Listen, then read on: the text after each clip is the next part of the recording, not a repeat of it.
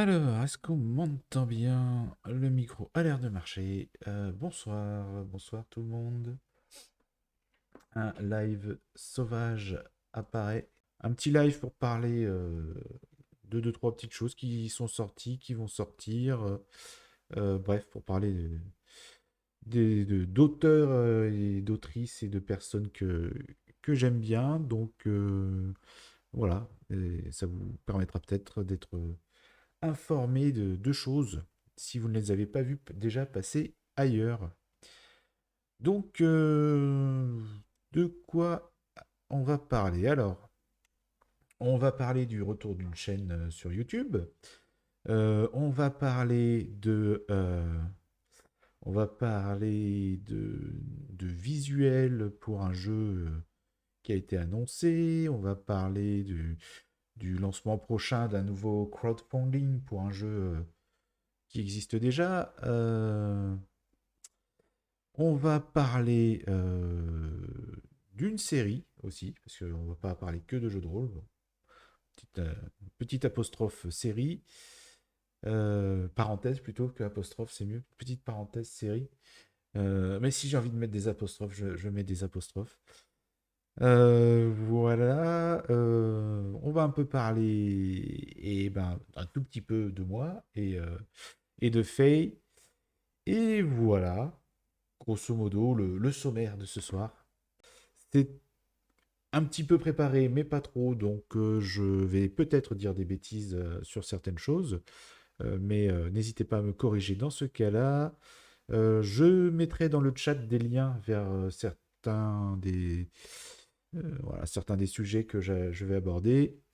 N'hésitez pas à cliquer sur ces liens, ça va vous rediriger vers les personnes et les jeux dont je vais parler.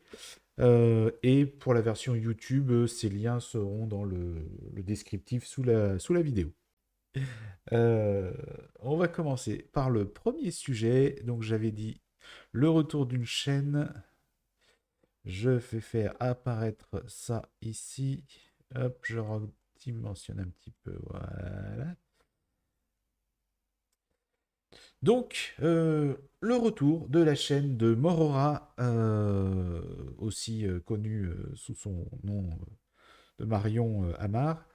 Donc la chaîne Suck My Dice, chaîne dédiée aux jeux de rôle. Voilà, bah, on peut le voir sur la miniature. La dernière vidéo parlait de Héros d'Argile et elle date d'il y a 2 ans. Et depuis une semaine, on va dire, Morora est revenu dans le game. Et, euh, et ça fait plaisir parce que les vidéos de Morora, de Suck My Dice, sont, euh, sont qualitatives. C'est de la qualité. Alors de quoi elle parle? Elle parle de jeux de rôle, elle fait des commentaires et des analyses de jeux, euh, et des analyses assez poussées là. Par exemple, on le voit sur la miniature, elle a parlé de La La Land of the Dead, sur lequel je reviendrai aussi juste après, euh, et où elle a vraiment mis en parallèle le sujet du jeu et sa connexion avec la culture pop autour des zombies, autour des comédies romantiques, musicales, etc. Enfin, elle a vraiment une analyse très poussée et elle parle très bien des jeux du coup à travers ce prisme-là. Elle a fait, alors sur cette miniature, il n'y est pas, mais l'une des dernières vidéos c'est sur Weisen, je sais pas comment on le prononce, c'est du suédois il me semble, où là aussi voilà, elle parle de l'auteur, elle parle du contexte historique, voilà, elle donne son opinion sur le jeu. Et voilà, en plus de donner son opinion, l'analyse et les infos qu'elle donne sont assez pointues, très intéressants. Et donc, si vous ne connaissez pas la chaîne Suck My Dice, qui était à la base un blog, avant qu'elle ne se lance sur YouTube, elle avait un blog où elle écrivait déjà des articles de fond sur le jeu de rôle, sur les jeux qui sortaient, sur des thématiques comme la sécurité émotionnelle. Voilà, donc, et en plus avec une approche sur le blog, l'approche était, on le retrouve peut-être un peu moins sur les vidéos, ou peut-être sur les dernières, sur les anciennes, je me rappelle plus, Mais sur le blog, l'approche était assez percutante. Voilà. Donc c'était aussi plaisant à lire pour ça. Alors, la personnalité de Morora transparaissait dans ses écrits et transparaît dans ses vidéos. Donc voilà, c'est intéressant, c'est percutant, c'est drôle aussi. Donc je vous invite vraiment à aller découvrir cette chaîne si vous ne la connaissez pas. Et ça va vous permettre de découvrir des jeux sous un nouvel angle. Et peut-être même donc de vous donner envie de jouer à des jeux que vous ne connaissez pas, puisque là on le voit sur les trois miniatures, que ce soit Passion de las Passionettes, désolé pour l'accent, La La Land of the Dead ou Héros d'Argile, on est quand même là sur des jeux plutôt indépendants. Donc voilà, elle va aussi vous permettre de découvrir de nouveaux jeux un peu plus discrets que d'autres jeux mainstream et bien connus. On va passer du coup au deuxième sujet, enchaînement avec ben, justement La La Land of the Dead. Donc La La Land of the Dead, c'est un jeu de rôle donc, qui est écrit par Guillaume Jantet. Donc Guillaume Jantet, moi personnellement, je lui ai commandé quelques illustrations surfaites, hein, donc voilà. Et là, j'ai vu qu'il avait sorti un nouveau jeu. Et en plus, voilà, il a pas mal de bons retours dessus. Donc je me suis dit que j'allais aussi en parler un petit peu. Guillaume Jantet qui a déjà écrit un jeu qui s'appelle Conan et Sonia contre les barbares, si je ne dis pas de bêtises, ou non, contre les ninjas. Conan et Sonia contre les ninjas. Voilà, un jeu plutôt délirant. Et donc là, avec La La Land of the Dead, on reste un peu sur un côté parodique, humoristique. Un jeu, comme son nom l'indique, une comédie musicale avec des zombies. Donc c'est le mixte entre une apocalypse zombie et Broadway. Alors, j'avoue qu'à la base, c'est pas trop le style de jeu vers lequel me, je me dirigerais, ou peut-être éventuellement une fois pour tester, faire un one-shot. Mais en tout cas, le propos est original. Les gens qui l'ont lu, qui l'ont testé, apparemment, voilà, en font de très bons retours. Donc, je me suis dit que ce mélange improbable valait le coup quand même d'être abordé ce soir dans ce mini live sauvage. Euh, donc voilà, grosso modo, vous êtes à Los Angeles, à Hollywood, et vous jouez, et l'apocalypse arrive, et c'est une apocalypse zombie, donc avec des morts qui se relèvent, des tombes. Et ben, vous devez survivre, vous en sortir, mais dans la mécanique de jeu, alors je sais pas exactement, c'est là où j'ai une petite inconnue, je sais pas exactement au niveau de... bon, déjà, je pense que c'est un jeu plutôt narratif, hein, donc à mon avis, on n'a pas des jets de dés toutes les 5 minutes, mais je sais pas exactement comment le jeu le met en place, mais en tout cas, ce que je sais, c'est que pour progresser et pour réussir certaines choses dans le jeu, il va falloir notamment chanter. Donc voilà, un mélange improbable entre la comédie musicale et le film de zombies. Euh, donc, je pense que si je vois quelque part un one-shot se faire, que ce soit sur les internets ou dans la vraie vie, je me laisserai tenter pour tester. Mais voilà, je voulais vous en parler très rapidement parce que ça m'a l'air quand même assez délirant. Je vais également mettre un lien vers la page itch.io du jeu de Guillaume Jantet.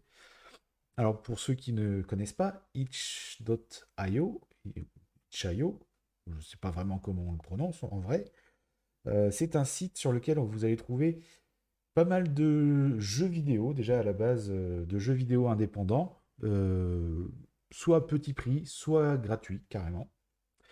Et ben, les auteurs de jeux de rôle ont aussi décidé que ce serait bien pour proposer leur PDF à petit prix ou gratuit, ou en pay what you want, enfin vous payez ce que vous voulez. Voilà. Euh, donc voilà, si vous ne connaissez pas itch.io, allez y faire un tour, mais plus particulièrement, je vais vous mettre le lien vers La La Land of the Dead, qui pour l'instant existe en PDF, et je crois qu'il est aussi en impression à la demande sur lulu.com, si vous préférez les jeux en version papier. La suite, la voici. Endless Darkness. Endless Darkness. Endless Darkness, qu'est-ce que c'est? C'est un supplément pour le jeu d'horreur spatiale, comme son nom l'indique, Space Horror Stories.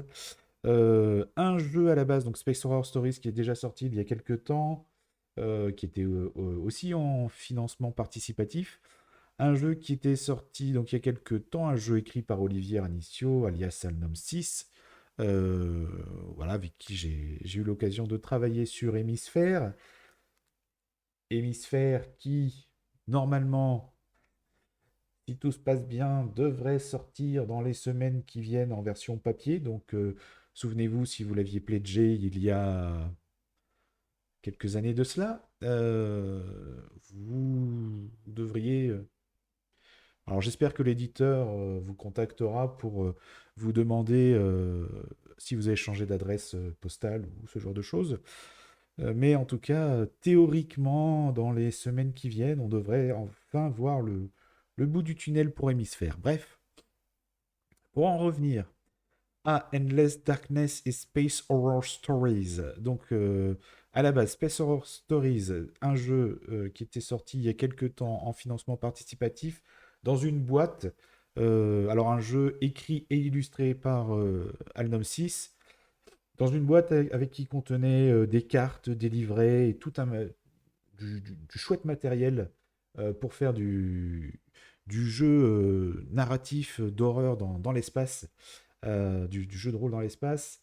Il y a eu énormément de vidéos qui sont sorties de gens qui l'ont testé, le jeu. Moi, alors personnellement, j'ai soutenu le projet parce que j'avais envie de soutenir le travail d'Alnom 6, mais je n'ai pas eu l'occasion encore de le tester parce que, bon, comme La La Land of the Dead, c'est pas forcément mon style de jeu. Donc voilà, à l'occasion, j'espère pouvoir quand même le jouer une fois, en tant que joueur en tout cas. Mais voilà, le jeu a connu quand même un petit succès, un bon succès, et les vidéos qui sont sorties des gens qui ont joué, qui l'ont testé, sont toutes unanimes. C'est vraiment pour un jeu pour vivre l'horreur comme ça, confiné dans l'espace, un petit peu à la Alien. C'est un très bon jeu, tous les gens sont unanimes dessus. Et du coup, Agnom 6 va sortir une extension, elle aussi en financement participatif. D'ailleurs, je vois qu'il y a une petite faute dans le participatif. Euh, j'ai pris ce visuel sur la pub Facebook. J'avais pas fait gaffe qu'il y avait une petite coquille dans l'image. Donc, en financement participatif sur Game on Tabletop, à partir du 26 avril 2024 à 20h45, comme c'est marqué sur l'image. Alors bon, c'est une coquille, ça arrive à tout le monde, les coquilles. Voilà, ça ne présage rien de ce que sera ce supplément qui, à mon avis, sera excellent. Vous pouvez le suivre sur Facebook, où il présente au fur et à mesure le contenu de cette nouvelle boîte, avec des nouvelles cartes, des nouveaux protagonistes, des nouveaux sites. Il y a un livret du réalisateur aussi, parce que voilà, l'esprit du jeu, c'est un peu ça, c'est quand même d'être dans un huis clos spatial de type cinématographique, hein. On ne cherche pas du réalisme, on cherche à se faire peur comme au cinéma. Donc voilà, cette extension qui va rajouter du contenu. Si vous avez le jeu de base, je pense que vous pouvez y aller les yeux fermés. Et si vous ne connaissez pas, alors je ne sais pas pour l'instant comment sera ficelé le financement participatif en soi. Ça, on le découvrira dans quelques jours, le 26 avril. Peut-être qu'il y aura une option avec l'achat du jeu de base avec, je ne sais pas. Ça se fait de temps en temps. Je ne sais pas si Alnom 6 aura opté pour cette option. Mais le jeu est aussi en vente. Space Horror Stories, il me semble l'avoir vu en vente sur d'autres sites. Alors, je ne sais plus si c'est Philibert ou Black Book Edition ou ailleurs. Mais bref.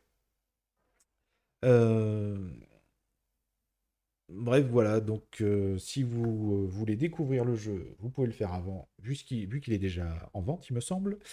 Et ensuite, pour ceux qui l'ont déjà acheté, eh ben voilà, ne loupez pas la sortie, le financement participatif de ce contenu additionnel pour Space Horror Stories. Voilà, sachant que Alnom 6 a déjà dévoilé quelques visuels, alors pour l'extension, ça, il en dévoile, donc toujours des... Je vais pas en mettre parce que c'est très graphique quand même. Il a des... Voilà, il a fait des monstres, des horreurs qui sont assez sanglantes, assez sanguillonnantes, assez dégueu. Donc je vais pas le mettre sur Twitch. Euh, mais en tout cas, voilà, ça illustre bien le jeu. Et alors, il a aussi commencé à dévoiler des illustrations pour un prochain projet. Voilà, il est déjà loin, Alnom 6. Il n'a pas encore sorti l'extension qui pense déjà à la suite. Mais voilà, alors il est assez disponible, hein, donc si jamais vous avez des questions sur son jeu ou sur l'extension, hein, il a un Discord, vous pouvez le rejoindre, ce Discord, et discuter avec lui. Moi, je ne vais pas vous mettre le lien vers le Discord, mais par contre, je vais vous mettre le lien vers le Game on Tabletop pour vous préinscrire si vous voulez aller sur ce financement participatif. Alors, la suite, qu'en est-il? Qu'est-ce que j'ai préparé? Susanoo. Susanoo. Donc Susanoo, c'est... Alors on en a déjà parlé sur la chaîne. On en a parlé quand j'ai reçu le jeu de Kamisha, le Jardin du Thé, et que j'avais fait une petite vidéo de présentation avec Melty, l'auteur du jeu. Eh bien, Susanoo, voilà, on en avait parlé, c'était son prochain projet. Et donc là, je vous en reparle aujourd'hui parce que les premiers visuels commencent à sortir. Donc le jeu sera toujours illustré par Dilu. Dilu qui avait fait donc les illustrations sur Kamisha aussi et qui avait fait donc de magnifiques illustrations à l'aquarelle. Et là, on voit aussi que, voilà, que les illustrations vont être excellentes. C'est seulement les premiers visuels, donc il y a cet œil de dragon avec ce katana et ce titre. Et il y a un autre visuel qui a été posté avec un château style japonais. Donc c'est un Olon, donc Susano. Donc voilà, les premiers visuels sont sortis, les premiers descriptifs aussi. D'ailleurs, je vais vous en faire la lecture. C'est le descriptif qu'on trouve notamment sur la page Instagram, page que je vais vous mettre en lien également. Donc Susanoo est un jeu de rôle de fantasy s'inspirant librement du folklore du Japon ancien. Voilà, il proposera d'arpenter chaque saison de la mythique terre des cieux, où la nature est exubérante et habitée par une myriade d'esprits. Visiter les clans solitaires qui mènent une vie paisible sous la gouvernance de colériques seigneurs aux attributs de dragons. Affronter les monstrueux fielleux ravageant tout sur leur passage. Incarner des héros et héroïnes en quête de mystère du monde et dont les actions forgeront les légendes à venir. Voilà, ça fait envie. Entre les visuels et la description, moi ça me fait envie. Et en plus, j'ai totalement confiance dans le travail de Melty.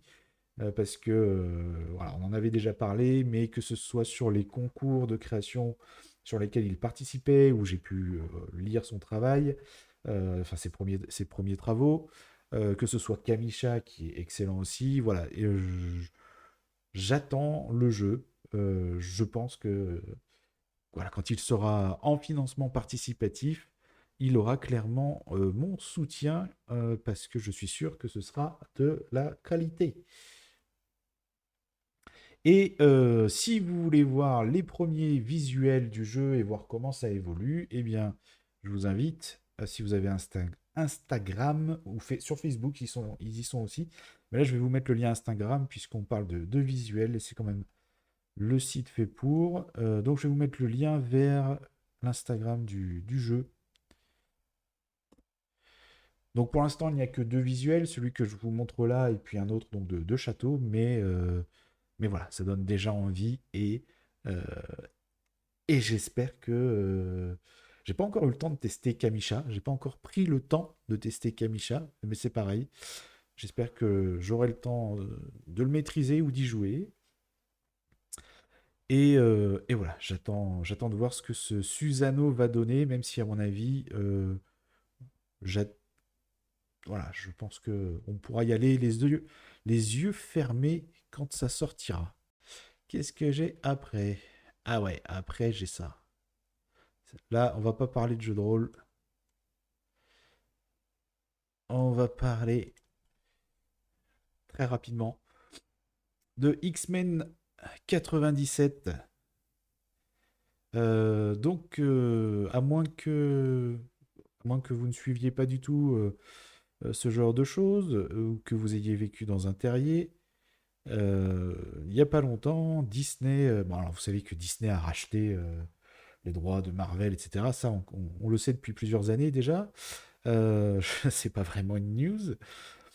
La news, c'est que ils ont décidé de faire une suite au dessin animé X-Men euh, qui, euh, qui était diffusé dans les années 90, alors, entre 92 et 97, quelque chose comme ça, je crois que ça a duré 4-5 ans.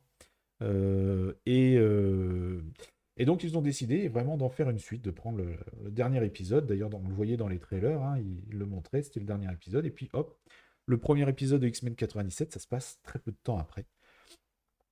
Et bah, si je vous en parle, c'est pour plusieurs raisons. Déjà, bah, moi, quand j'étais gamin, j'étais fan du X-Men des années 90. Ça faisait partie de mes dessins animés préférés. Donc quand j'ai vu la nouvelle, j'étais content et puis un peu sceptique quand même, parce que bon, ah, personnellement, je commence à en avoir un peu marre que les producteurs, les entreprises de divertissement, ce genre de choses, surfent sur et Disney en particulier, surfent sur la nostalgie pour proposer des choses qu'on a déjà vues et les faire des reboots et des machins comme ça. Bon, en vrai, il y en a marre, il faudrait passer à autre chose maintenant, c'est bon. La nostalgie, ça suffit. Faut créer de nouvelles choses, voilà. En s'inspirant d'anciennes s'il faut, mais faut proposer du nouveau contenu, là, faut arrêter.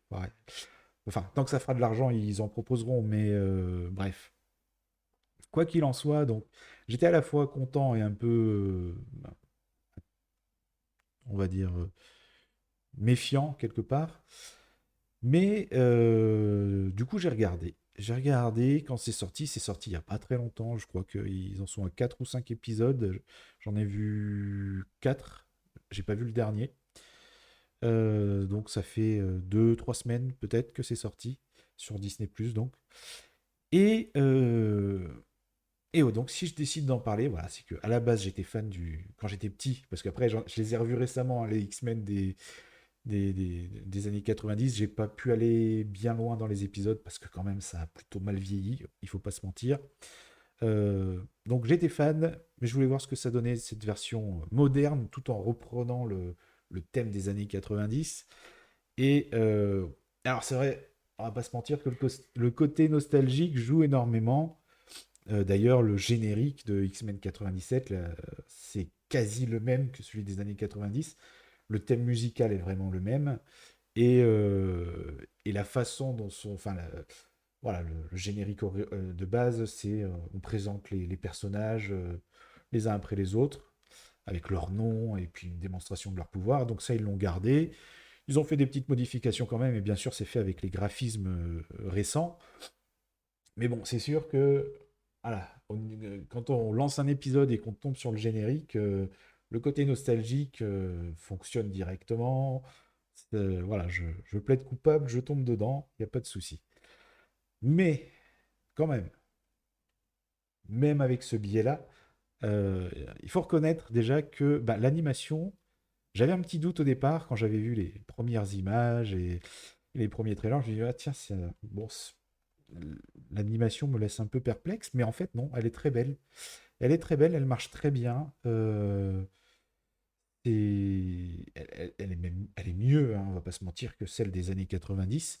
On sent qu'il y a un peu plus peut-être un peu plus de budget derrière, je ne sais pas. Mais voilà, l'animation marche très bien, c'est très beau, c'est très fluide aussi. Euh, voilà, en tout cas, moi, j'aime beaucoup. Et, euh, et au niveau du scénario, des histoires, bon, sur les 4 épisodes que j'ai regardés, en tout cas, c'est pas mal. C'est pas mal du tout. C'est même pour. Voilà, alors, il y a forcément le biais nostalgique qui joue, mais même pour un trentenaire plus que passé, la narration propre aux X-Men avec les X-Men, c'est quand même un univers particulier, je trouve, avec ses propres problématiques, ses propres enjeux. Et on retrouve ça directement dans les premiers épisodes.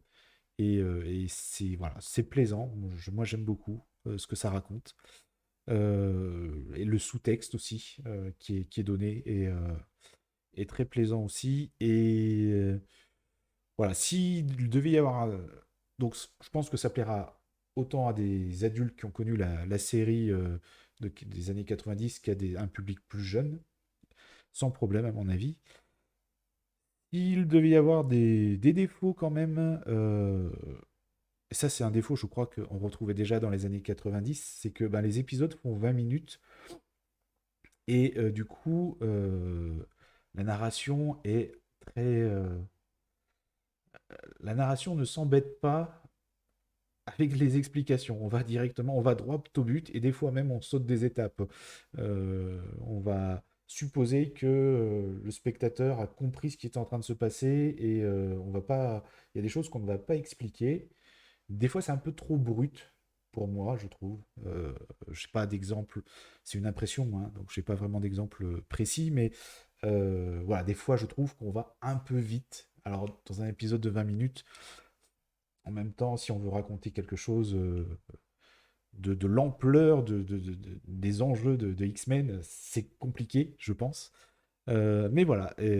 Et bon, il y a un épisode, alors, le dernier épisode que j'ai vu, je vais pas spoiler, mais il y a 2 épisodes en un. Et alors là, du coup, niveau narration, effectivement, on va très vite. Il y a des trucs. Ça allait beaucoup trop vite. Là, pour le coup, il faut pas faire ça. Faites des épisodes entiers de 20 minutes, mais ne faites pas 2 épisodes dans un seul, en fait. Ça, non, ne le faites plus. Je sais pas si s'il y a d'autres épisodes comme ça de prévus. J'imagine que oui. Mais c'est quelque chose qu'il vaut mieux éviter. Mais voilà, à part ce petit écueil quand même, c'est très très regardable et pour moi c'est très agréable.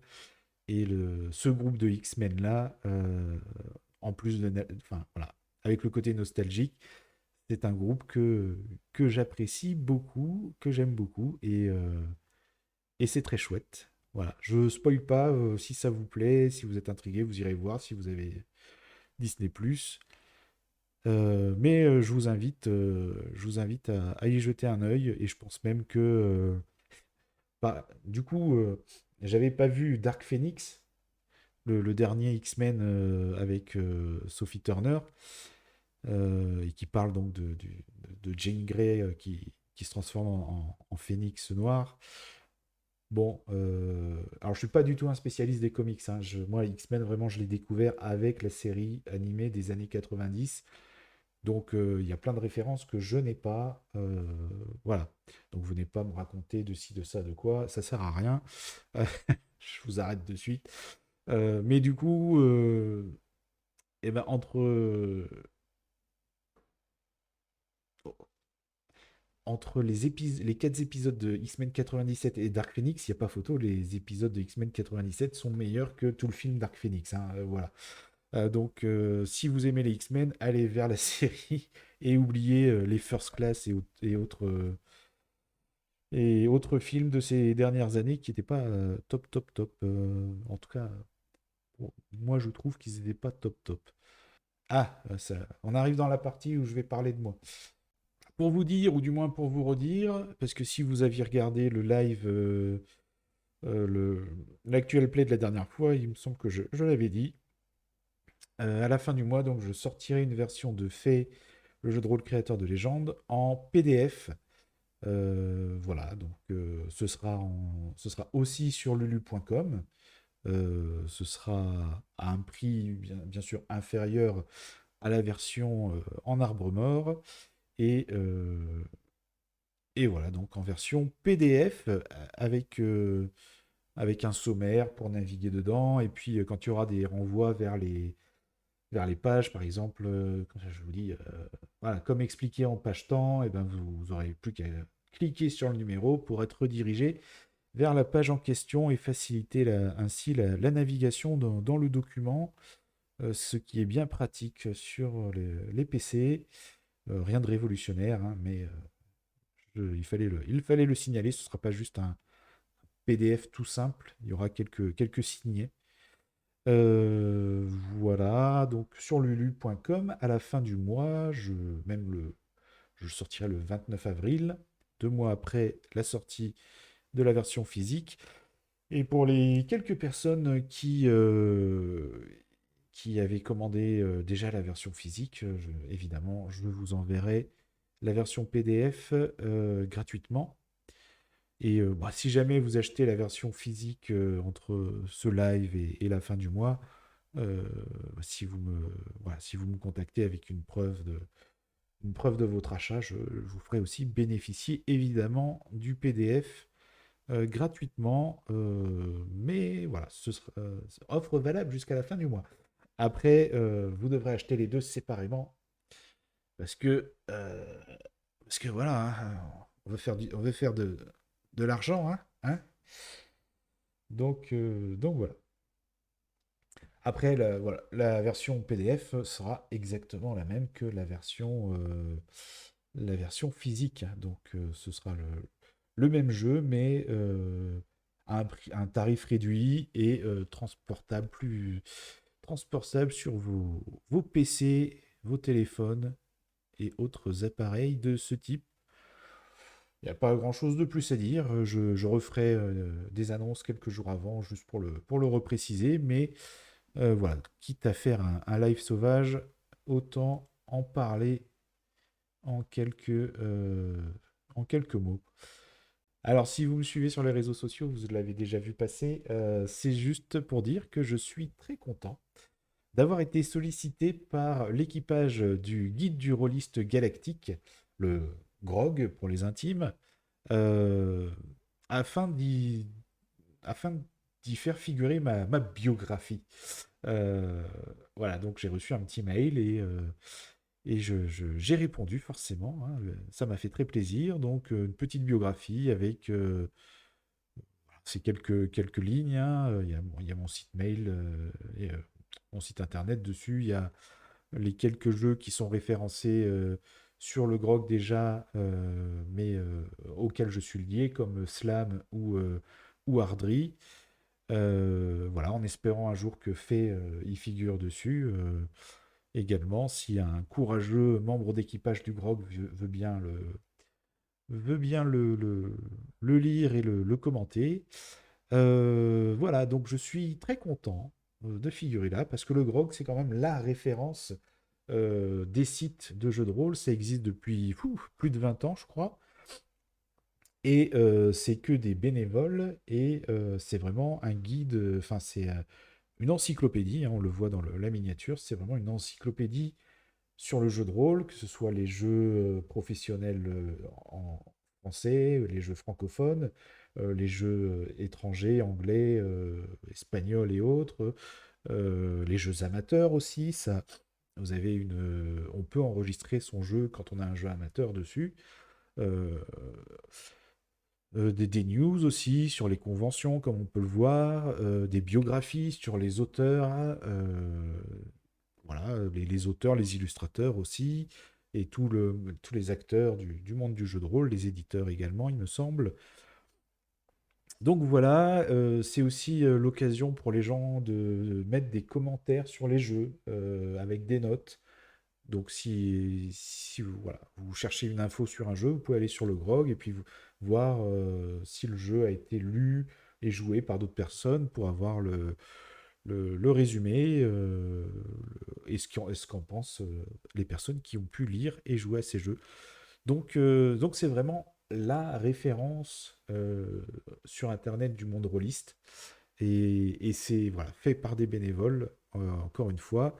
Donc merci à eux pour cette sollicitation. Merci beaucoup. Voilà, je suis très content d'être là. Donc voilà, évidemment, si vous me suivez sur les réseaux sociaux, vous l'avez déjà vu passer. Et d'ailleurs, merci beaucoup à vous, parce que j'ai vu que vous aviez été assez nombreux à liker ce partage, cet article aussi. J'ai fait un tout petit article sur mon blog pour l'occasion, pour célébrer ça. Et voilà, j'ai vu que vous aviez aimé cette nouvelle, cette bonne nouvelle. Eh ben, je vous remercie parce que ça fait plaisir de voir qu'on est quand même suivi pour son travail. Donc merci à vous aussi, merci à vous qui me suivez et qui me soutenez dans mon aventure rôliste. Une dernière dernière nouvelle, juste pour dire que, voilà, comme dit dans la biographie sur le grog, je suis co-organisateur du concours Il était une fois un petit jeu de rôle avec Kinela n'est pas là. Voilà, je l'étais déjà l'année dernière, je le suis encore cette année. Et c'est juste pour vous dire que on travaille dessus. C'est en préparation. Soyez prêts, ça va bientôt arriver.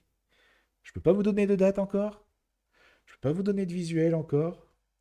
Là, j'ai même pas consulté Kinela pour faire cette annonce teasing impromptue.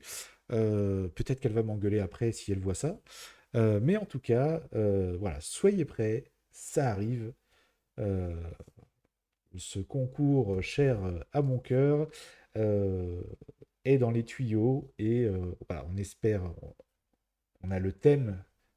Bon, j'ai pas de visuel, mais j'ai le thème. Mais je vais pas vous le donner évidemment. Vous le découvrirez prochainement. Mais voilà, c'est dans les tuyaux, on travaille dessus, on va bientôt dévoiler tout ça.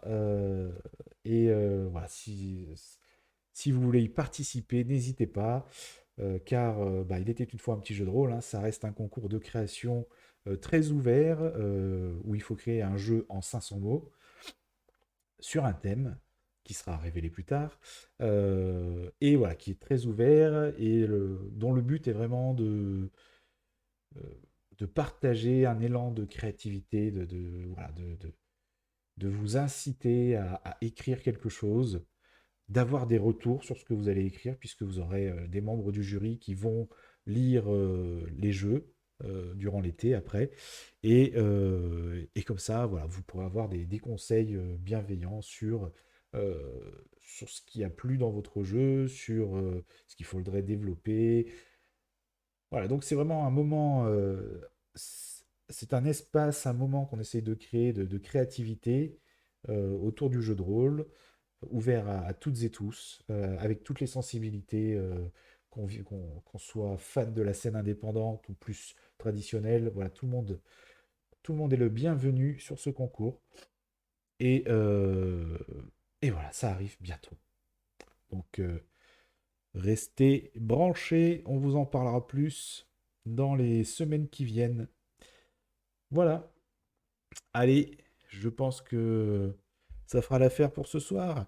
J'espère que vous avez découvert des trucs qui étaient intéressants pour vous. J'espère que j'ai réussi à vous inciter à aller voir la chaîne de Morora, Suck My Dice, le jeu de, le jeu de Guillaume Jantet, La La Land of the Dead, que j'ai réussi à vous intéresser au premier visuel de Susano de Melty, que vous vous êtes inscrit évidemment sur le Game on Tabletop pour le financement participatif du contenu additionnel de Space Horror Stories de Alnom 6. et que vous aimez les X-Men. Voilà, parce que les X-Men, c'est la vie. Voilà, merci à tous, bonne soirée et à bientôt. Ciao, ciao.